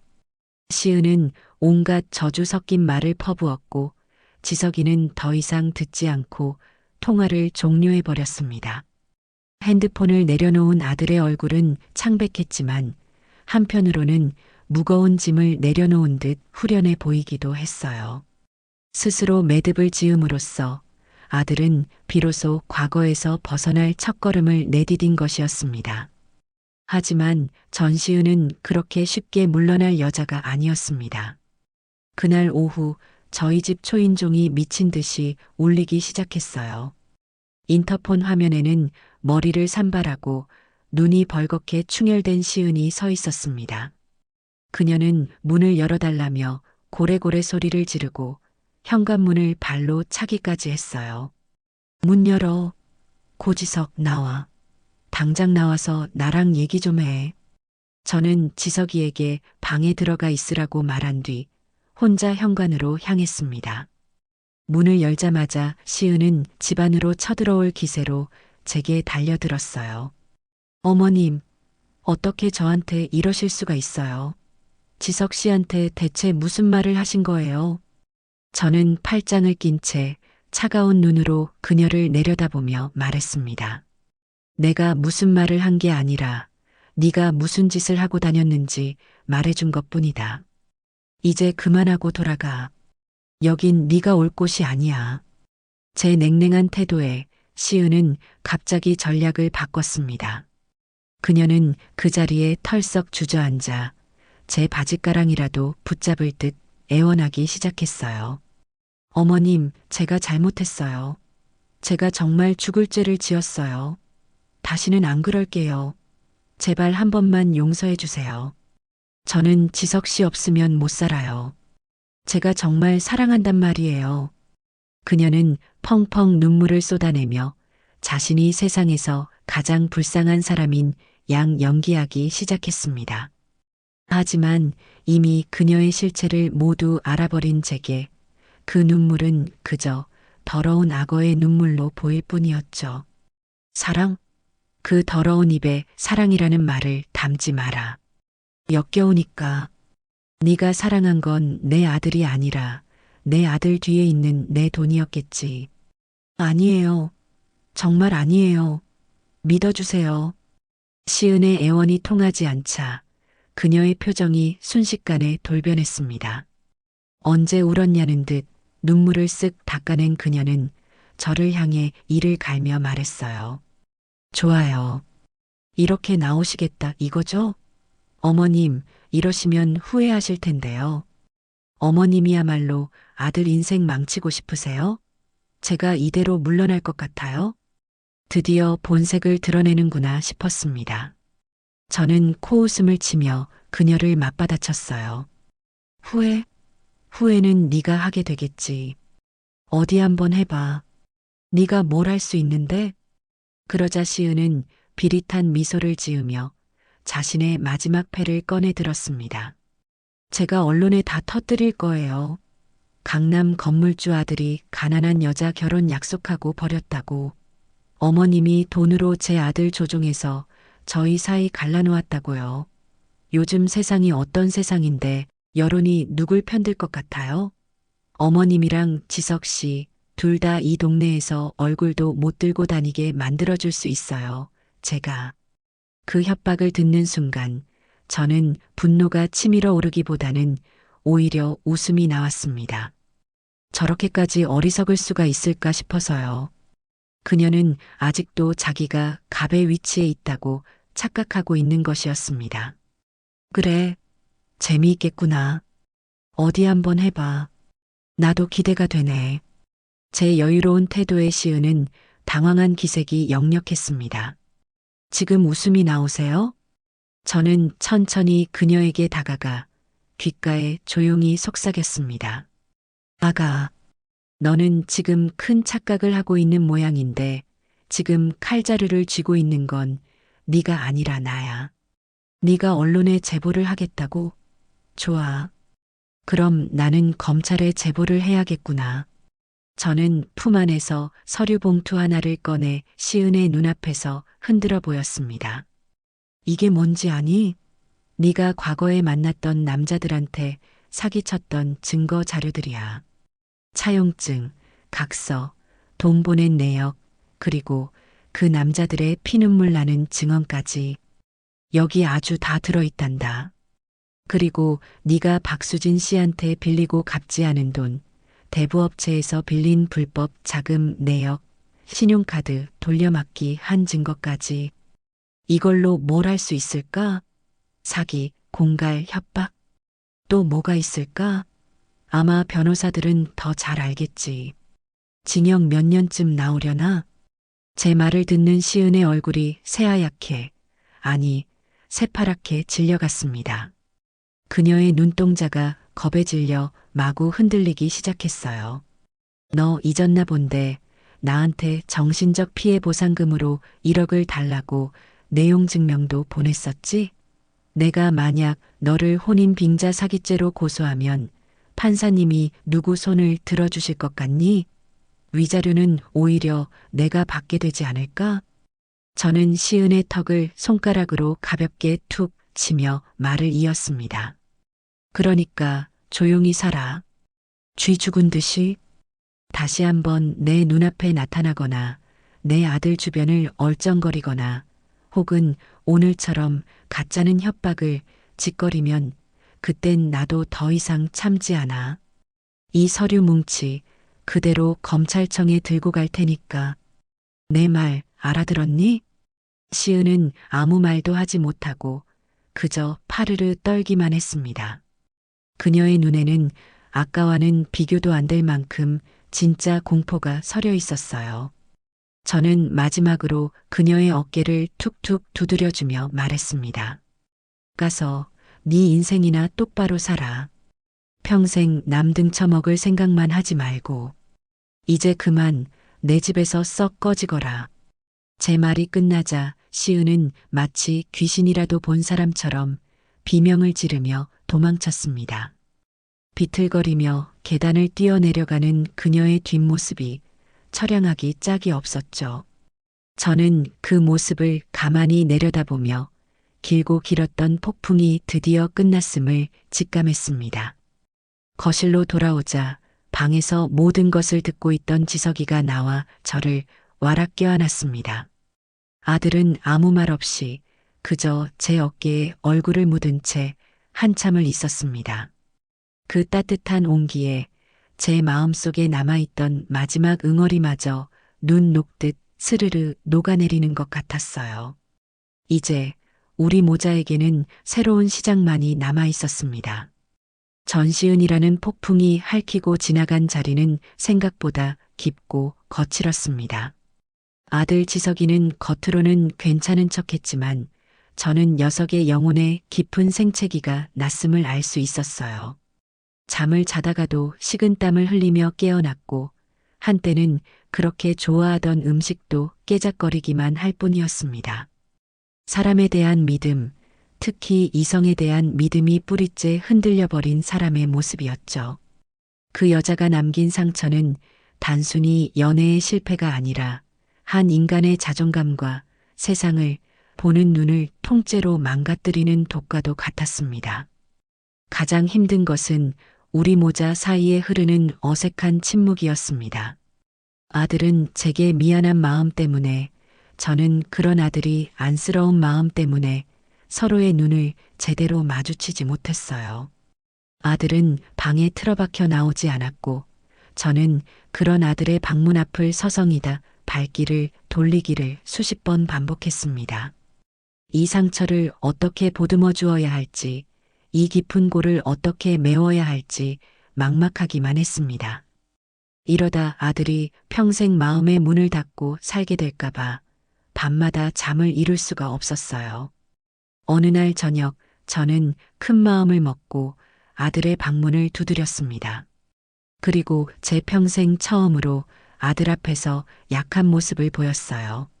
아들의 손을 잡고 눈물을 글썽이며 말했습니다. 지석아, 엄마가 미안하다. 너를 강하게 키운다고 키웠는데 세상의 악한 마음으로부터 너를 지켜주지 못했구나. 이런 일이 생기기 전에 미리 알아채지 못해서, 그래서 네가 이렇게 힘들어하는 걸 보니 다 내 잘못인 것만 같아 가슴이 미어진다. 제 진심 어린 사과에 아들은 고개를 숙인 채 아무 말도 하지 않았습니다. 하지만 이내 아들의 어깨가 가늘게 떨리기 시작했고 꾹꾹 눌러 참던 울음이 터져 나왔어요. 아들은 제 품에 안겨 어린아이처럼 한참을 울었습니다. 그리고 그 울음 섞인 목소리로 제게 말해주더군요. 자기가 얼마나 어리석었는지, 어머니의 마음을 얼마나 아프게 했는지, 그리고 자기 자신이 얼마나 한심하고 부끄러운지 모르겠다고요. 그날 밤 우리 모자는 정말 오랜만에 서로의 마음을 마주하고 긴 대화를 나누었습니다. 저는 아들을 다그치지 않았고 아들도 더 이상 자신을 변호하지 않았어요. 우리는 그저 서로의 상처를 들여다보고 서로를 위로했습니다. 그리고 그 대화의 끝에 저는 조심스럽게 한 가지 제안을 했습니다. 아들, 우리 전문가의 도움을 좀 받아보는 게 어떻겠니? 이건 그냥 시간이 해결해줄 문제가 아닌 것 같아. 엄마도, 그리고 너도 우리 둘 다 마음의 병을 치료해야 할 것 같구나. 처음에 아들은 고개를 저었습니다. 남의 일이 되었으면 했는데 막상 자신의 일이 되니 부끄럽고 자존심이 상했던 모양이에요.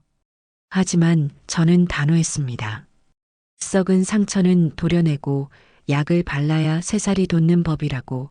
이건 부끄러운 일이 아니라 더 나은 내일을 위해 용기를 내는 것이라고 아들을 설득했어요. 며칠을 고민하던 아들은 마침내 제 제안을 받아들였습니다. 그렇게 우리 모자의 조금은 특별한 치료 과정이 시작되었습니다. 일주일에 2번, 우리는 함께 심리 상담센터를 찾았습니다. 처음에는 어색하고 힘들었어요. 제3자 앞에서 우리의 가장 아픈 부분을 드러내 보인다는 것은 생각보다 훨씬 더 큰 용기가 필요한 일이었습니다. 하지만 상담사 선생님은 저희를 다그치지 않고 그저 묵묵히 저희의 이야기를 들어주며 스스로 깨달을 수 있도록 길을 열어주셨어요. 상담을 통해 저는 제 자신에 대해서도 많은 것을 알게 되었습니다.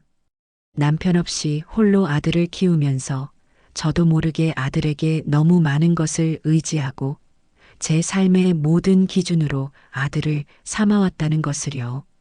제 사랑이 때로는 아들에게 무거운 셔임감과 부담감을 주었을 수도 있겠다는 생각이 들었습니다.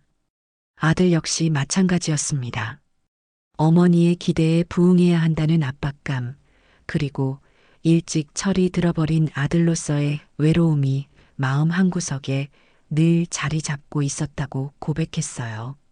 그런 심리적 결핍이 전시은 같은 교묘한 악인에게 파고들 틈을 만들어 주었던 것이었습니다. 우리는 서로 몰랐던 혹은 외면했던 서로의 속마음을 알게 되면서 비로소 서로를 온전히 이해하게 되었습니다. 상담이 끝나고 집으로 돌아오는 차 안에서 아들이 처음으로 제게 그런 말을 해주었어요. 어머니, 오늘 어머니의 이야기를 들으면서 어머니가 얼마나 외로우셨을지 조금은 알 것 같아요. 죄송해요. 아들이라는 놈이 그것도 모르고. 아니다, 아들. 나도 마찬가지야. 네가 그런 마음의 짐을 지고 있는 줄은 꿈에도 몰랐다. 우리 이제부터라도 서로에게 솔직해지자. 힘들면 힘들다고, 아프면 아프다고 서로에게 기대면서 살자꾸나. 그날 이후 우리 집에는 조금씩 다시 웃음꽃이 피기 시작했습니다. 상처는 쉽게 아물지 않았지만 우리는 그 상처를 억지로 숨기거나 외면하지 않았어요. 오히려 서로의 흉터를 보듬어주며 함께 이겨내는 법을 배워나갔습니다. 그러던 어느 날 저는 중대한 결심을 하고 아들을 불렀습니다. 지석아, 동탄에 있는 그 아파트 팔아야겠다. 아들은 놀란 눈으로 저를 쳐다보았어요. 네, 갑자기 왜요, 어머니? 그 집은 우리에게 너무 안 좋은 기억만 남긴 곳이야. 볼 때마다 그때 일이 생각나서 엄마는 도저히 그 집에서 네가 행복하게 살 수 있을 것 같지가 않다. 과거에 발목 잡혀서 앞으로 나아가지 못하는 것만큼 어리석은 일은 없어. 깨끗하게 정리하고 우리 새로 시작하자.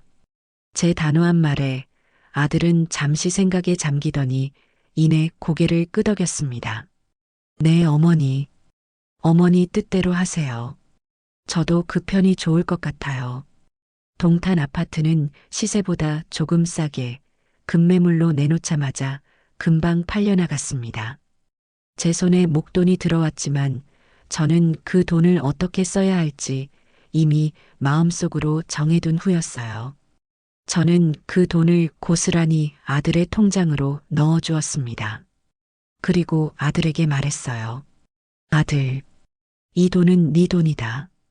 이제부터는 이 돈으로 네가 진짜 하고 싶은 일을 한번 찾아보거라. 회사에 얽매여서 적성에도 안 맞는 일 하느라 고생 많았잖아. 이제는 남 눈치 보지 말고 오로지 너 자신을 위한 삶을 살아봐. 엄마는 네가 뭘 하든 응원할 준비가 되어 있으니까. 제 파격적인 제안에 아들은 한사코 거절했습니다. 자기 때문에 어머니가 얼마나 마음고생을 하셨는데 이 돈까지 받을 수는 없다고요. 하지만 저는 아들의 등을 떠밀었습니다. 이건 너에게 주는 보상이 아니라 새로운 시작을 위한 투자라고요. 네가 이 돈으로 멋지게 재기해서 행복하게 사는 모습을 보여주는 것이 나에게 해줄 수 있는 가장 큰 효도라고 말해주었습니다.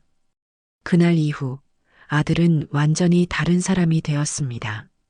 생기를 잃고 무기력하게 누워만 있던 아들은 온데간데없고 마치 오랫동안 잊고 있던 자신의 꿈을 되찾은 소년처럼 눈을 반짝이기 시작했어요.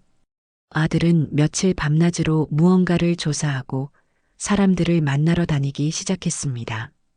그리고 한 달쯤 지났을 때 저에게 자신이 하고 싶은 일을 찾았다며 사업 계획서 하나를 내밀더군요. 그것은 전통주에 관한 사업이었습니다.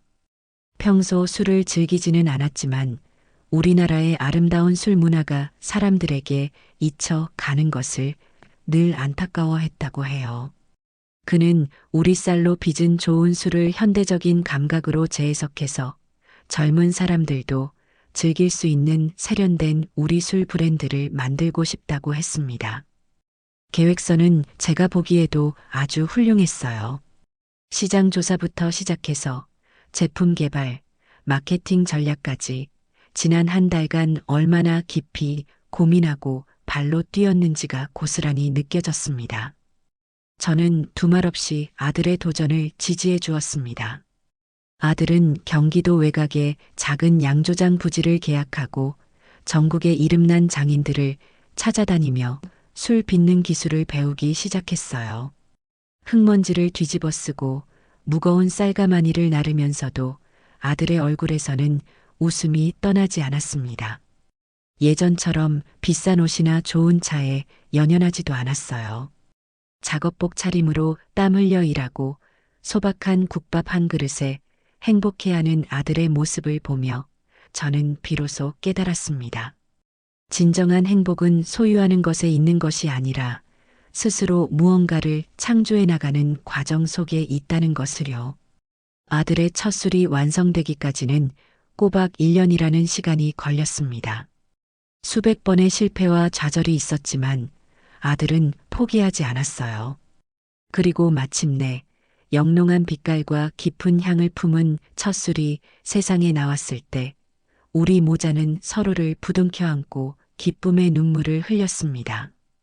아들은 자신의 술에 다인봄이라는 이름을 붙였습니다. 길고 추웠던 겨울을 이겨내고 마침내 다시 찾아온 인생의 봄날이라는 의미였죠. 그 술은 시련을 겪고 한층 더 단단하고 성숙해진 제 아들의 모습과도 꼭 닮아 있었습니다. 아들의 전통주 사업, 다인봄은 그야말로 대성공이었습니다. 독특한 맛과 세련된 디자인으로 젊은 층 사이에서 입소문이 나기 시작하더니 각종 주류 품평회에서 상을 휩쓸며 단숨에 업계의 주목을 받는 브랜드로 떠올랐죠. 방송과 잡지에서 인터뷰 요청이 쇄도했고 지석이는 어느새 청년 장인, 성공한 사업가라는 근사한 타이틀을 가진 사람이 되어 있었습니다. 아들이 자신의 힘으로 일궈낸 성공을 지켜보는 것은 제게 그 무엇과도 바꿀 수 없는 큰 기쁨이자 보람이었어요. 아들이 바빠지면서 저는 다시 혼자만의 시간을 갖게 되었습니다. 하지만 예전처럼 외롭거나 허전하지는 않았어요. 오히려 제 삶을 돌아보고 오롯이 저 자신을 위한 시간을 보낼 수 있는 여유가 생겼죠. 저는 그동안 미뤄왔던 취미 생활을 시작했습니다. 동네 문화센터에서 서예를 배우기 시작했고 주말마다 등산 동호회에 나가 좋은 사람들과 함께 산을 올랐습니다. 땀 흘려 정상에 올라 탁 트인 풍경을 바라보고 있으면 세상의 모든 시름이 발 아래로 사라지는 듯한 해방감이 느껴지곤 했어요. 그날도 산악회 사람들과 함께 관악산 등반을 마치고 사당역 근처의 한 식당에서 늦은 점심 겸 하산주를 즐기고 있었습니다. 한참 즐겁게 이야기를 나누고 있는데 문득 식당 한쪽 구석에서 익숙한 목소리가 들려오는 것 같았어요. 처음에는 잘못 들었겠거니 하고 넘기려 했습니다. 하지만 제 귀는 그 목소리를 똑똑히 기억하고 있었죠. 악몽 같았던 그날의 기억과 함께요. 고개를 돌려 소리가 나는 쪽을 쳐다본 순간 저는 숨을 멈췄습니다.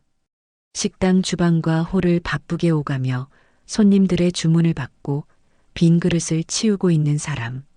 머리를 질끈 묶고 허름한 식당 유니폼을 입은 그 사람은 다름 아닌 전시은이었습니다. 2년이라는 시간이 흘렀지만 한눈에 알아볼 수 있었어요.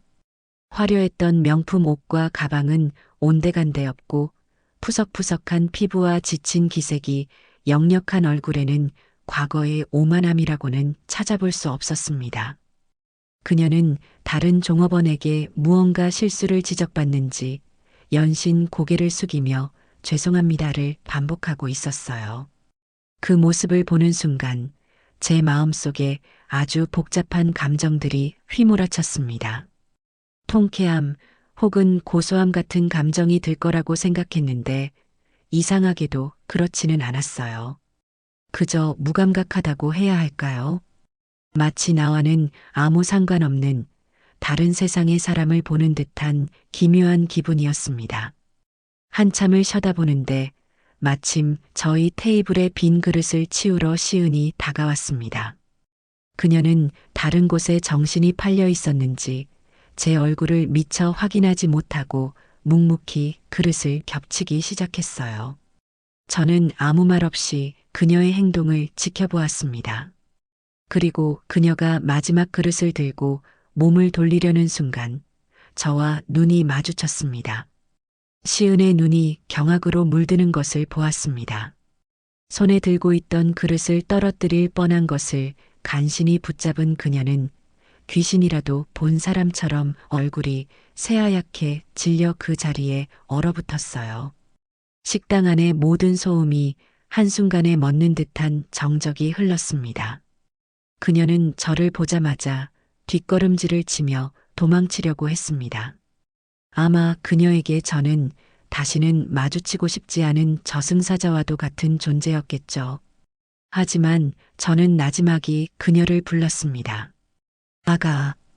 제 목소리에 시은의 발걸음이 우뚝 멈췄습니다. 그녀는 고개를 푹 숙인 채 차마 저를 돌아보지 못하고 그 자리에 서 있기만 했어요. 함께 있던 산악회 사람들이 의아한 표정으로 저와 시은을 번갈아 쳐다보았습니다. 저는 자리에서 일어나 그녀에게 천천히 다가갔어요. 그리고 제 지갑에서 5만 원짜리 몇 장을 꺼내 그녀의 유니폼 주머니에 조용히 찔러 넣어주었습니다. 시은이 화들짝 놀라며 저를 쳐다보았어요. 그 눈에는 두려움과 당혹감, 그리고 이해할 수 없다는 혼란스러움이 가득했습니다. 이게 왜? 그녀는 떨리는 목소리로 겨우 말을 내뱉었습니다. 저는 그런 그녀를 향해 아주 희미하게 웃어 보이며 말해주었어요. 밥은 먹고 다니는 거지? 이걸로 따뜻한 밥이라도 한 끼 사 먹어라. 그리고 앞으로는 정직하게 땀 흘리면서 살아. 남의 것 탐내지 말고 네 인생을 살라고. 그게 진짜 행복해지는 길이야. 제 말에 시은의 눈에서 갑자기 굵은 눈물방울이 뚝뚝 떨어지기 시작했습니다. 그것은 예전에 제가 보았던 상대를 조종하기 위한 거짓 눈물이 아니었어요. 진심에서 우러나오는 회한과 부끄러움이 뒤섞인 진짜 눈물이었습니다. 그녀는 아무 말도 하지 못하고 그저 고개를 숙인 채 어깨를 들썩이며 울기만 했습니다. 저는 더 이상 아무 말도 하지 않고 그녀를 지나쳐 식당을 나왔습니다. 뒤따라 나온 친구들이 무슨 일이냐고 물었지만 저는 그저 옛날에 잠깐 알던 아이라고만 대답하고 말을 아꼈어요. 시원한 가을바람을 맞으며 집으로 걸어오는 길에 저는 많은 생각을 했습니다. 만약 오늘 제가 시은에게 꼴 좋다 혹은 그렇게 살 줄 알았다며 비난을 퍼부었다면 제 마음이 후련했을까요?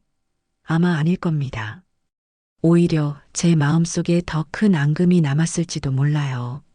진정한 승리는 상대를 짓밟고 복수하는 것에 있는 것이 아니라 그 상대를 용서하고 내 마음의 평화를 얻는 것에 있다는 것을 저는 오늘에서야 비로소 깨달았습니다. 전시은이 앞으로 어떤 삶을 살게 될지는 모르겠습니다. 그녀가 오늘을 계기로 개과천선할지 아니면 다시 예전의 삶으로 돌아갈지는 오직 그녀 자신의 선택에 달려 있겠죠. 하지만 한 가지 확실한 것은 이제 그녀는 더 이상 제 삶에 아무런 영향을 미치지 못한다는 것이었습니다. 오늘 그 우연한 만남을 끝으로 제 마음속에 남아있던 마지막 앙금까지 모두 털어버릴 수 있었으니까요. 집으로 돌아온 저는 창문을 활짝 열고 깊게 숨을 들이마셨습니다. 제 인생의 길고 길었던 폭풍은 이제 정말로 완벽하게 끝이 났습니다. 전시은과의 우연한 재회 이후 제 삶은 그야말로 완벽한 평온을 되찾았습니다. 마음을 짓누르던 마지막 돌덩이 하나마저 내려놓은 듯 하루하루가 가볍고 상쾌했죠. 아들 지석이의 사업은 날이 갈수록 번창했습니다. 다인봄은 이제 국내를 넘어 해외에서도 인정받는 명품주로 자리매김했고 아들은 대한민국을 대표하는 젊은 CEO 중 한 명이 되어 있었습니다. 하지만 아들은 결코 자만하거나 변하지 않았어요. 여전히 매일 아침 가장 먼저 양조장으로 출근해 수레 상태를 살피고 직원들과 격이 없이 어울리며 자신의 일에 대한 초심을 잃지 않았습니다. 그 끔찍한 시련은 제 아들을 돈으로 살 수 없는 귀한 겸손과 성실함으로 단련시켜 주었던 셈입니다. 그런 아들에게 어느 날부터인가 작은 변화가 생기기 시작했습니다. 주말이면 피곤하다며 집에서 쉬기 바빴던 녀석이 말끔하게 차려입고 외출하는 횟수가 잦아졌어요. 퉁명스럽던 말투는 한결 부드러워졌고 혼자 있을 때도 슬며시 미소를 짓는 모습을 몇 번이나 목격했습니다. 평생 아들만 바라보고 살아온 엄마의 직감은 정확했어요. 저 녀석 마음에 둔 사람이 생겼구나. 저는 애써 모르는 척 아무것도 묻지 않았습니다. 지난번 일로 크게 상처를 입었던 아들이기에 이번만큼은 스스로 확신이 설 때까지 조용히 기다려주고 싶었어요. 만약 아들이 다시 상처받을까봐 섣불리 반대부터 한다면 아들은 제게 평생 마음의 문을 닫아버릴지도 모를 일이었으니까요. 그렇게 몇 달의 시간이 흐른 어느 날 아들이 저녁 식사를 하다가 조심스럽게 입을 열었습니다. 어머니, 저 드릴 말씀이 있어요. 그래, 아들. 무슨 일이니? 제가 만나는 사람이 있습니다. 어머니께 한번 인사시켜드리고 싶은데 혹시 주말에 시간 괜찮으세요? 드디어 올 것이 왔구나 싶었습니다. 저는 최대한 아무렇지 않은 척 온화한 미소를 지으며 대답했어요. 그럼 당연히 괜찮지. 어떤 아가씨인지 엄마도 궁금하구나. 편한 시간에 같이 오너라. 약속한 주말, 저는 아침부터 괜히 마음이 설레고 긴장되어 집안을 몇 번이나 쓸고 닦았습니다. 지난번 전시은을 처음 만났을 때의 그 불길한 기억이 떠올라 마음 한구석이 불안한 것은 어쩔 수 없었나 봐요. 하지만 저는 애써 고개를 저으며 나쁜 생각들을 떨쳐냈습니다. 이제 제 아들은 예전의 어수룩한 아들이 아니었습니다. 사람 보는 눈도 사랑을 하는 방식도 분명 예전과는 달라졌을 거라고 믿었으니까요. 초인종이 울리고 저는 마른 침을 삼키며 현관으로 향했습니다. 문을 열자 환하게 웃고 있는 아들의 옆에 수줍은 미소를 띤 한 아가씨가 서 있었습니다. 첫인상은 참 수수하고 맑다는 느낌이었습니다. 전시은처럼 화려하거나 인형 같은 미모는 아니었지만 꾸미지 않은 단정함과 선한 눈매가 보는 사람의 마음을 편안하게 만들어주는 그런 인상이었죠. 안녕하세요, 어머님. 처음 뵙겠습니다. 이예진이라고 합니다. 혜진이는 제게 허리를 깊이 숙여 인사했습니다. 나긋나긋하면서도 또렷한 목소리에는 조금의 꾸밈도 없었어요. 저는 그 순간 마음속의 불안감이 눈 녹듯 사라지는 것을 느꼈습니다. 그래요, 반가워요. 어서 들어와요. 거실로 자리를 옮겨 앉아 저는 혜진이와 이런저런 이야기를 나누었습니다. 그녀는 초등학교 교사라고 했어요. 아들의 양조장 근처에 있는 작은 가게에 우연히 들렀다가 다인봄의 맛에 반하게 되었고, 그렇게 단골 손님으로 몇 번 찾아오다가 자연스럽게 아들과 가까워지게 되었다고 합니다. 그녀는 자신의 이야기를 할 때 눈을 반짝이며 솔직하고 담백하게 말할 줄 아는 사람이었습니다. 중간중간 아들과 눈을 맞추며 웃는 모습은 누가 봐도 서로를 깊이 사랑하고 존중하는 연인의 모습이었죠. 제가 가장 감동받았던 순간은 제가 과일을 내어왔을 때였습니다. 혜진이는 제가 과일을 깎는 것을 보더니 어머님, 제가 할게요라며 자연스럽게 제 손에서 과도와 접시를 받아들었습니다. 그리고는 아주 익숙하고 능숙한 솜씨로 과일을 깎아 저와 아들의 앞에 먼저 놓아주었어요. 그 사소하지만 진심이 담긴 행동 하나에 저는 이 아가씨의 반듯한 인성과 따뜻한 마음을 엿볼 수 있었습니다. 전시은이 저희 집에 처음 왔을 때 팔짱을 낀 채 손 하나 까딱하지 않고 대접만 받으려 했던 모습과 너무나도 대조적이었죠. 식사를 마치고 아들이 자신이 만든 술을 대접하겠다며 자리에서 일어났습니다.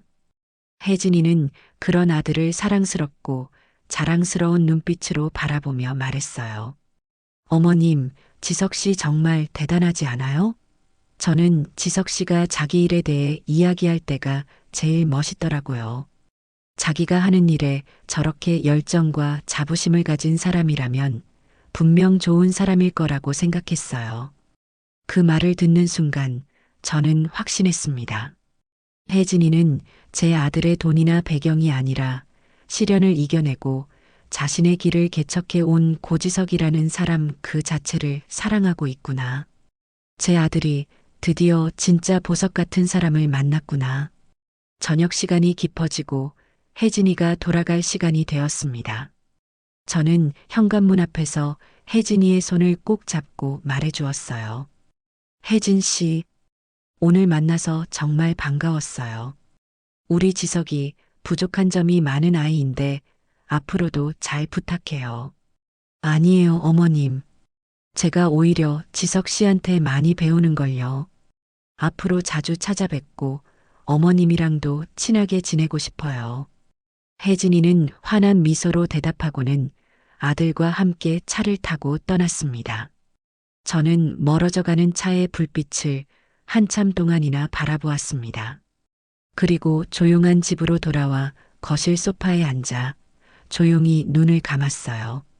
지난 몇 년간의 일들이 주마등처럼 스쳐 지나갔습니다. 아들의 결혼 소식에 기뻐했던 순간, 전시은의 뻔뻔함에 분노했던 순간, 아들과의 갈등에 가슴 아팠던 순간, 그리고 모든 진실이 밝혀지고 폭풍이 지나간 뒤의 고요한 순간들까지 참으로 길고 험난한 시간이었습니다. 때로는 제 선택이 너무 독하고 모진 것은 아니었는지 후회하고 자책하기도 했었죠. 하지만 오늘 저는 비로소 깨닫습니다.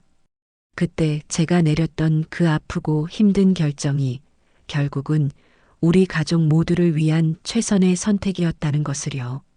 만약 그때 제가 현실과 타협하고 그 결혼을 허락했다면 제 아들은 지금쯤 어디선가 불행의 늪에서 허우적대고 있었을지도 모릅니다. 아픈 만큼 성숙해진다는 말처럼 큰 시련을 이겨낸 제 아들은 이제 그 누구보다 단단하고 현명한 어른이 되었습니다. 그리고 마침내 자신의 상처까지도 따뜻하게 보듬어 줄 수 있는 진정한 사랑을 찾았죠. 창밖으로 부드러운 달빛이 쏟아져 들어오고 있습니다. 저는 그 달빛을 바라보며 마음속으로 조용히 속삭였어요.